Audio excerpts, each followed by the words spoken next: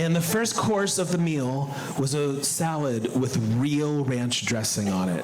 And I had never had that before. I didn't even know what I was missing. And I took a bite of the real ranch dressing, and it exploded in my mouth.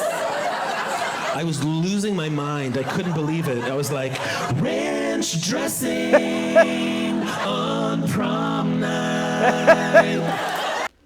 That is Kevin James Thornton, his special Kevin James Thornton Be Yourself, a streaming right now on Amazon Prime. But he is performing in Sacramento tonight and joining us here this morning. Good morning. Thanks for being with us. Good morning. Thanks for having me. I was telling you before we came on, when I first saw that clip, I was like, well, that's what I'm going to be saying now for the rest of my life. How did the auto-tune thing come about? Because you use it a fair amount in your TikToks and in your act. It was really inspired by my love for ranch dressing.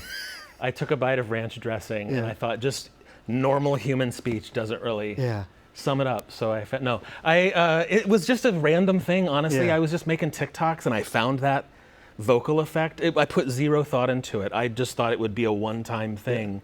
And I did that once and it got like 1 million views. Wow. And I was like, oh, that was weird. So I tried it again and it just kept happening. So now I'm stuck with it. This is what I do now. Well, it works because I laughed out loud. And by the way, real ranch dressing does hit.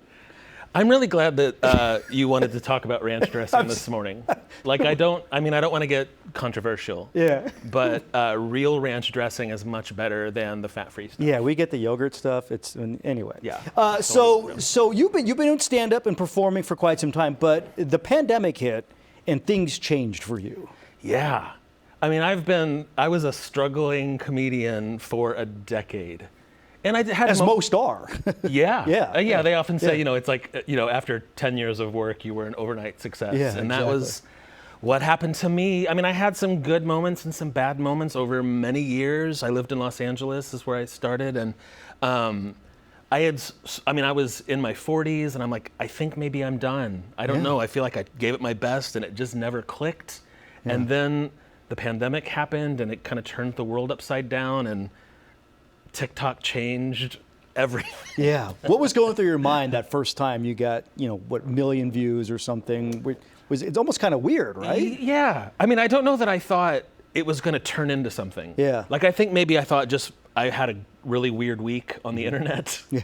But it just kept happening, and for over, maybe 3 or 4 months into it is when I was like, I think this is different. Yeah. And it was. You just needed the stage, and you got it. And it's like the thing that allowed me to like break through didn't exist when I started 15 years ago. That's fantastic.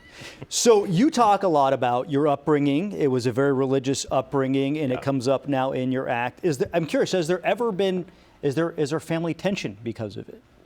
No, and I understand why you would say that, but the weird thing is my family really had nothing to do with it. Yeah. Like when I was in high school, I just started going to like a really cool youth group, like that, and I just that became my world, and my parents were just sort of watching it from the sidelines. I think in 1992, they thought it was, it was sometimes a positive thing, but they just sort of like watched from afar.